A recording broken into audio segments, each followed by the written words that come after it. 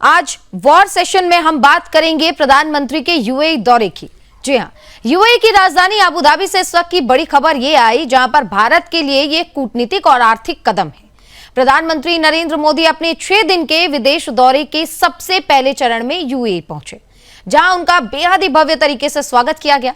Abu Dhabi के presidential airport पर खुद यूएई के राष्ट्रपति शेख मोहम्मद बिन जायद अल नहान मौजूद रहे और उन्होंने प्रधानमंत्री नरेंद्र मोदी को गले लगाकर उनका स्वागत किया है। जरा समझिए, प्रधानमंत्री जब वहां पर पहुंचते हैं तो खुद राष्ट्रपति उन्हें लेने पहुंचते हैं। यही नहीं बल्कि रिपोर्ट्स तो ये भी बताती हैं कि यूएई एयरफोर्स के F-16 फाइटर जेट ने प्रधानमंत्री के विमान को एस्कॉर्ट किया है। एस्कॉर्ट का मतलब समझिए, जब अबू धाबी के अंदर प्रधानमंत्री का विमान एंटर करता है तो F-16 फाइटर जेट दोनों तरफ से प्रधानमंत्री के विमान को सुरक्षा देती है। इसको कहते हैं एस्कॉर्ट करना। प्रधानमंत्री नरेंद्र मोदी ने इस स्वागत को भारत की जनता का सम्मान बताया।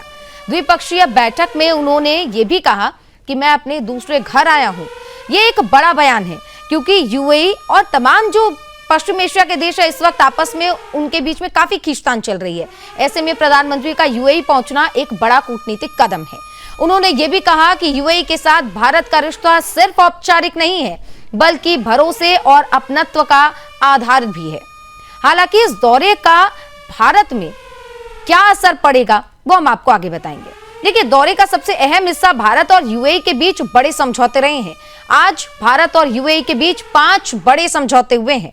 दोनों देशों के बीच एलपीजी सप्लाई को लेकर एक महत्वपूर्ण समझौता हुआ है।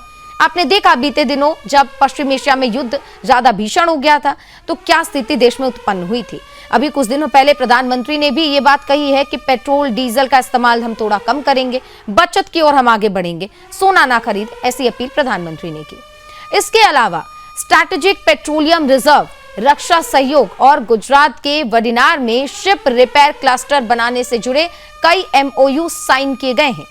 यानी कि आज की 4 घंटे की उनकी ये यात्रा थी जो सफल है। ऊर्जा सुरक्षा की अगर हम बात करें तो दुनिया इस समय वेस्ट एशिया में बढ़ते तनाव और तेल संकट की आशंका से जूझ रही है, क्योंकि स्ट्रेट ऑफ हॉर्मुज बंद है और जितने भी जहाज आते थे ज्यादातर वहीं से गुजरते थे। लेकिन स्ट्रेट ऑफ हॉर्मुज के बंद होने की वजह से यह स्थिति उत्पन्न हुई है कि पूरे देश भर में तेल की सप्लाई, गैस की सप्लाई अब नहीं हो पा रही। इस वजह से पूरे देश भर में, पूरी दुनिया भर में महंगाई बढ़ रही है। बड़े दिनों बाद कल भारत में भी हमने देखा कि पेट्रोल और डीजल के दामों में बढ़ोतरी हुई है। ऐसे समय में भारत अपने ऊर्जा स्रोतों को सुरक्षित करने के लिए लगातार प्रयास कर रहा है। प्रधानमंत्री की अपील आपको याद करनी चाहिए। यूएई दुनिया के बड़े तेल उत्पादन देशों में शामिल है और उसने हाल ही में ओपेक छोड़ने का ऐलान भी किया है। ओपेक छोड़ने के बाद भारत का यह पहला दौरा है, यानी कि प्रधानमंत्री का।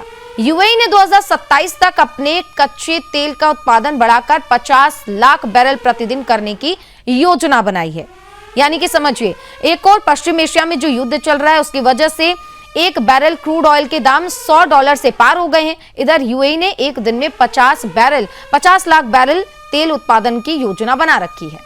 ऐसे में भारत और यूएई के बीच लंबे समय से ये जो ऊर्जा समझौते चल रहे थे, ये आज का दौरा और भी ज्यादा कह सकते हैं कि इसको मजबूत बना रहा है। विदेश मंत्रालय के मुताबिक प्रधानमंत्री मोदी और राष्ट्रपति अल नहान के बीच ऊर्जा, सुरक्षा, व्यापार, निवेश और वेस्ट एशिया के हालात पर विस्तृत रूप से चर्चा हुई है। प्रधानमंत्री जब वहां पहुंचे तो इस बात को लेकर भी चर्चा हुई कि जो संकट अब पूरे वैश्विक है, इसे वैश्विक संकट कह रहे हैं, जो पूरे दुनिया में ये संकट है, तो जाहिर बात है भारत पर भी इसका असर पड़ेगा। और ऐसे में भारत में 140 करोड़ की जनता को कोई परेशानी ना हो, इसके लिए सरकार जो है लगातार प्रयासरत है। प्रधानमंत्री मोदी ने यह भी कहा है कि मौजूदा वैश्विक परिस्थितियों में भारत और यूएई की रणनीतिक साझेदारी का महत्व और भी ज्यादा बढ़ गया है।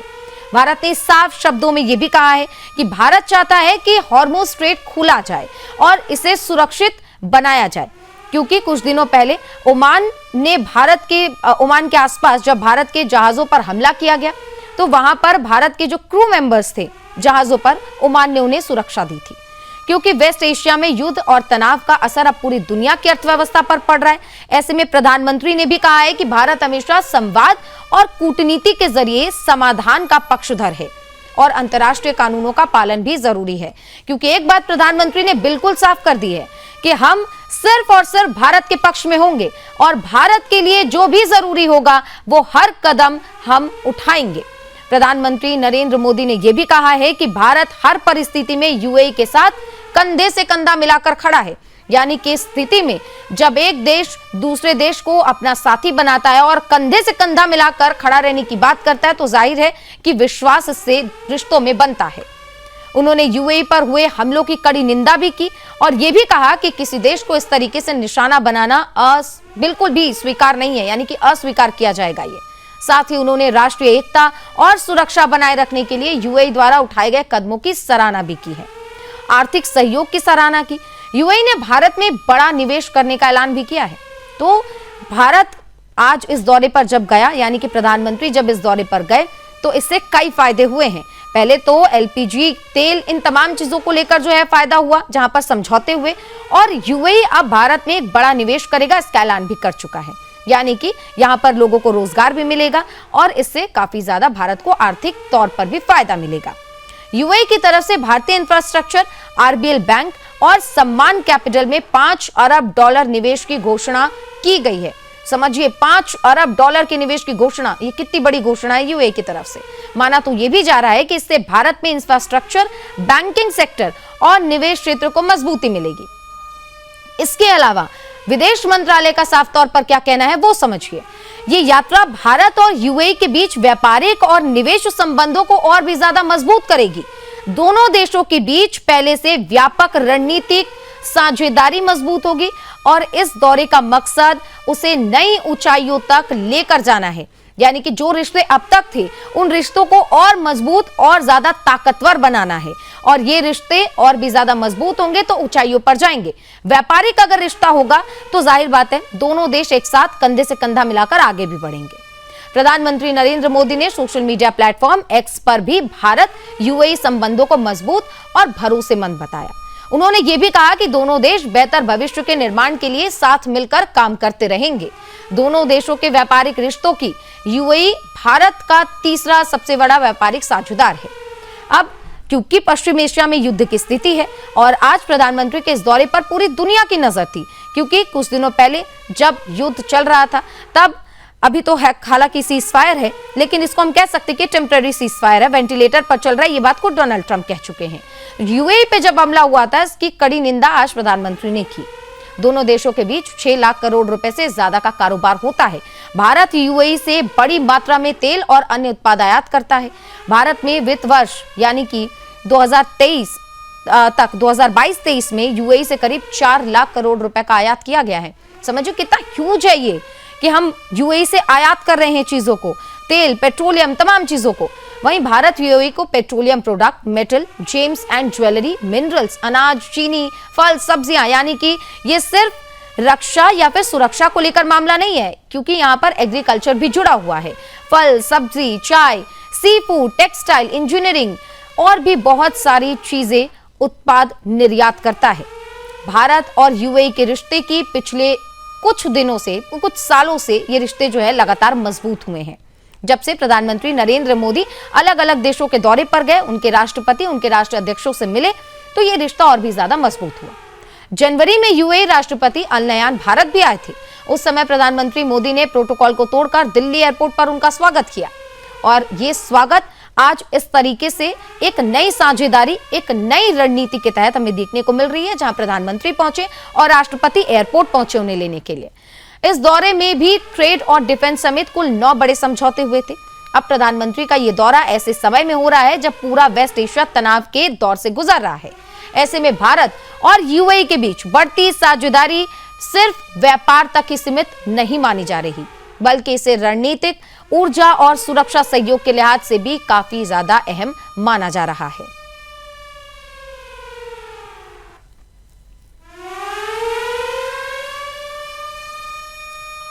अब करेंगे अमेरिका और चाइना के बीच हुई मीटिंग की। अमेरिका और चाइना के रिश्ते को लेकर दुनिया की नजरें इस समय बीजिंग पर टिकी हैं, क्योंकि अमेरिका के राष्ट्रपति डोनाल्ड ट्रंप ने अपना 3 दिन का चीन दौरा पूरा कर लिया है। दौरे के आखिरी दिन ट्रंप ने चीन के राष्ट्रपति शी जिनपिंग से बीजिंग में बेहद ही गोपनीय और सुरक्षित वहां पर एक परिसर है, वहां उन्होंने मुलाकात की है। यही वजह है कि जिसे चीन की सत्ता का सबसे बड़ा केंद्र भी माना जाता है। चीन के शीर्ष नेता यहीं रहते हैं और बड़े राजनीतिक फैसले भी यहीं लिए जाते हैं, बीजिंग में। विदेशी नेताओं को यहां बुलाना बहुत ही दुर्लभ भी माना जाता है, जहां पर ट्रंप पहुंचे थे। इस मुलाकात की दोनों नेताओं के बीच कई दौर में बातचीत हुई है। इसमें व्यापार, Taiwan, Iran, straight of Hormuz को कैसे खुलवाया जाए, क्षेत्रीय सुरक्षा जैसे कई अहम मुद्दों पर चर्चा की है। बैठक के बाद ट्रंप ने कहा है कि चीन के साथ शानदार ट्रेड डील हुई है, क्योंकि डोनाल्ड ट्रंप अकेले नहीं गए थे, बल्कि अपने साथ 20 बड़े व्यापारियों को लेकर एक डेलीगेशन के साथ पहुंचे थे। उन्होंने ये भी दावा किया है कि इन समझौतों से अमेरिका और चीन दोनों का फायदा होगा। हालांकि ट्रंप ने इन समझौतों की पूरी जानकारी तो सार्वजनिक नहीं की है, लेकिन ये जरूर कहा कि शानदार ये समझौते जो हैं वो हुए हैं, देश दोनों आगे बढ़ेंगे। उन्होंने ये भी कहा है कि उनका चाइना का दौरा अविश्वसनीय रहा, क्योंकि ट्रंप 8 सालों बाद चाइना पहुंचे थे। इससे दोनों देशों के रिश्ते को नई मजबूती मिली है। हालांकि इस दौरे का सबसे अहम संदेश अमेरिका और चाइना के बीच बढ़ती कूटनीतिक बातचीत को माना जा रहा है, क्योंकि चाइना और ईरान दोस्त हैं और अमेरिका और चाइना की ये मीटिंग कहीं ना कहीं दुनिया की नजरें अपनी ओर खींच रही है। राष्ट्रपति शी जिनपिंग ने भी ट्रंप के साथ साझा बयान में इस रिश्ते को ऐतिहासिक और माइलस्टोन बताया, क्योंकि दोनों के बीच में आपने देखा होगा किस तरीके से जो खींचतान चली रहती है। अमेरिका ने कुछ दिनों पहले ही चाइना पे 100% टैरिफ लगाने की भी धमकी दी थी। उन्होंने ये भी कहा था कि इस दौरे के दौरान दोनों देशों के बीच नया और सकारात्मक रणनीतिक रिश्ता बना है।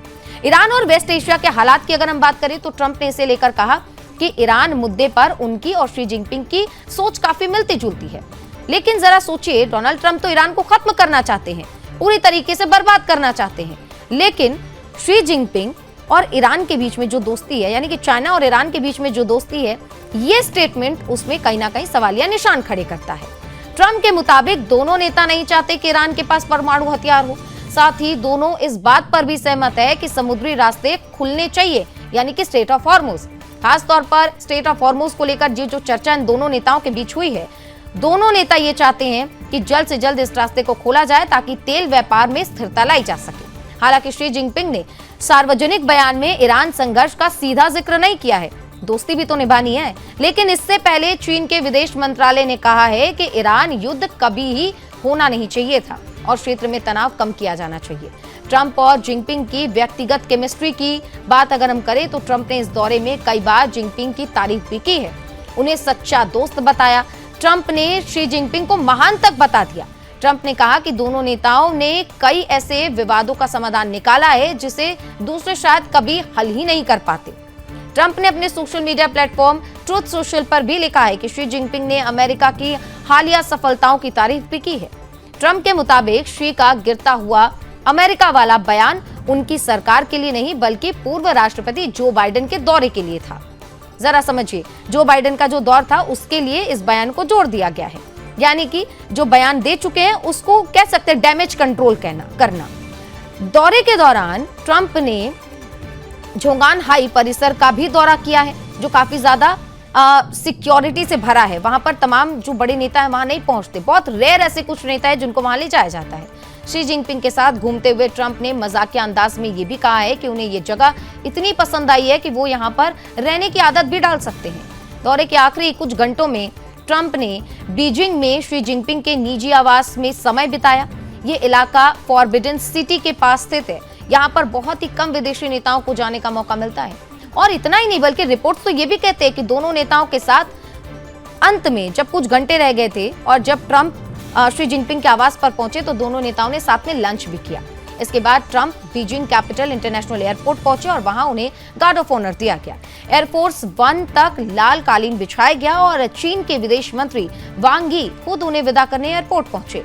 एयरफोर्स 1 के पास स्कूल बच्चों ने अमेरिकी के जो राष्ट्रपति थे और चीनी झंडे लहराए गए हैं राष्ट्रपति के सामने ही, और उन्हें ऐसी विदाई दी गई।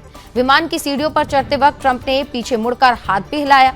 बीजिंग में आम लोगों के बीच ट्रंप को लेकर अलग अलग राय भी देखने को मिल रही है। कई लोग उन्हें अनप्रेडिक्टेबल यानी कि ऐसा नेता बता रहे हैं जिनका अगला कदम समझ पाना काफी ज्यादा मुश्किल होता है। और एक स्थानीय नागरिक ने तो ये कह दिया कि उनका मतलब यही होता है जो ट्रंप को प्रेडिक्ट कर पाना बहुत ज्यादा मुश्किल है। तो वो क्या करेंगे नहीं करेंगे ये किसी के लिए समझना बहुत मुश्किल है। ट्रंप के होटल के आसपास सुरक्षा काफी कड़ी कर दी गई थी। भारी पुलिस बल की तैनाती और बार बार सड़कें बंद होने के साथ स्थानीय लोगों को इससे परेशानी का भी काफी सामना करना पड़ा। लेकिन इस मीटिंग के बाद से माना जा रहा है कि 1 से 2 दिन के अंदर ईरान और अमेरिका के बीच में क्या बातचीत होगी और क्या चीजें निकलकर सामने आएगी ये भी देखना बेहद ही दिलचस्प होगा, क्योंकि अमेरिका और चाइना दुनिया के सबसे बड़ी ताकतें हैं और इनके रिश्ते का असर अब पूरी दुनिया पर भी दिखाई देगा, खास तौर पर ईरान पर दिखाई देगा, क्योंकि ईरान और चाइना दोस्त हैं। हालांकि रूस तो सीधे तौर पर ईरान के सपोर्ट में आया, लेकिन चाइना कभी खुलकर सामने नहीं आया। अब अमेरिका और चाइना के इस मुलाकात के बाद क्या निकलकर सामने आएगा ये देखना काफी ज्यादा दिलचस्प होगा। दिल्ली में आज एक बड़ी बात हुई, एक बड़ी कूटनीतिक तस्वीर दिल्ली से भी सामने आई, जहां ब्रिक्स देशों के विदेश मंत्रियों की बैठक के बीच भारत और ईरान के बीच एक अहम समझौता भी हुआ है। कह सकते हैं पहले बातचीत हुई और इसके बाद इसे कह सकते हैं आगे चलकर समझौता भी होगा। विदेश मंत्री डॉक्टर एस जयशंकर ने ईरान के विदेश मंत्री अब्बास अरागची के साथ द्विपक्षीय बैठक की है और इस मुलाकात को पश्चिम एशिया में जारी संकट के बीच बेहद ही महत्वपूर्ण माना जा रहा है। हालांकि इस बैठक का सबसे बड़ा केंद्र रहा पश्चिम एशिया में बढ़ता तनाव, क्योंकि इसका सीधा असर भारत की ऊर्जा सुरक्षा पर भी पड़ रहा है। तेल और गैस की सप्लाई प्रभावित हो रही है, समुद्री व्यापार मार्गों पर लगातार दबाव पड़ रहा है और हॉर्मुज, जलडमरूमध्य जैसे अहम जो रास्ते हैं उसकी स्थिरता पर भी अब चिंता बनी हुई है। ऐसे में भारत लगातार कूटनीतिक स्तर पर सक्रिय नजर आ रहा है, क्योंकि आपने देखा होगा कि स्ट्रेट ऑफ हॉर्मुज के बंद होने के बाद भी भारत के जहाजों को कभी नहीं रोका गया। लगातार भारत के जो जहाज थे स्ट्रेट ऑफ हॉर्मुज से निकलते थे और भारत भी पहुंचे हैं। विदेश मंत्री डॉक्टर एस जयशंकर ने खुद सोशल मीडिया प्लेटफॉर्म एक्स पर इस मुलाकात की जानकारी दी। उन्होंने लिखा कि भारत में दिल्ली में ईरानी विदेश मंत्री के साथ विस्तृत चर्चा हुई है। साथ ही उन्होंने ब्रिक्स बैठक में ईरान की भागीदारी की सराहना की। इससे साफ संकेत मिलता है कि भारत इस समय क्षेत्रीय संतुलन बनाए रखने और संवाद के रास्ते को मजबूत करने की कोशिश लगातार कर रहा है। हालांकि भारत के लिए यह मामला केवल पश्चिम एशिया संकट तक सीमित नहीं है, क्योंकि भारत का रणनीतिक हित ईरान के चारबाग पोर्ट से भी जुड़ा हुआ है। चारबाग पोर्ट भारत के लिए मध्य एशिया और अफगानिस्तान तक पहुंच का एक बहुत ही महत्वपूर्ण रास्ता माना जाता है। लेकिन मौजूदा हालात तो ऐसे हैं कि परियोजना पर लगातार दबाव बढ़ता हुआ दिखाई दे रहा है। यानी कि पेट्रोल डीजल की कीमत छोड़िए, खपत छोड़िए, सबसे जरूरी यहाँ पर चारबाग पोर्ट है। ईरानी विदेश मंत्री 3 दिवसीय भारत दौरे पर आए हैं और इससे पहले उन्होंने प्रधानमंत्री मोदी से मुलाकात की। इसके बाद प्रधानमंत्री यूएई के लिए रवाना हुए। ऐसा ये भी माना जा रहा है कि भारत एक तरफ ऊर्जा सुरक्षा, दूसरी तरफ रणनीतिक हित और तीसरी तरफ क्षेत्रीय स्थिरता, इन तीनों मोर्चों को संतुलित बनाने के लिए लगातार प्रयासरत है।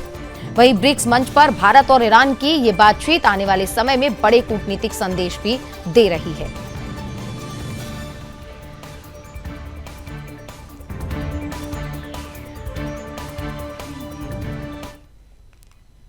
बढ़ेंगे आगे। भारत इस समय दोहरी सुरक्षा चुनौती का सामना कर रही है।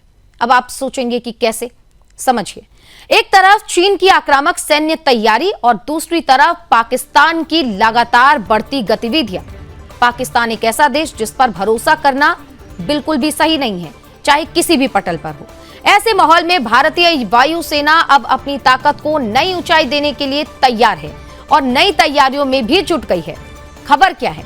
खबर यह है कि भारतीय वायुसेना ने 114 मल्टी रोल फाइटर एयरक्राफ्ट यानी कि MRFA प्रोग्राम के लिए शुरुआती टेंडर दस्तावेज को अंतिम रूप दे दिया है और जल्द ही इसे आधिकारिक तौर पर जारी भी किया जा सकता है। ये डील केवल लड़ाकू विमान खरीदने तक सीमित नहीं रहने वाला, बल्कि इसे भारत की भविष्य की सुरक्षा रणनीति और मेक इन इंडिया मिशन का एक बड़ा हिस्सा माना जा रहा है।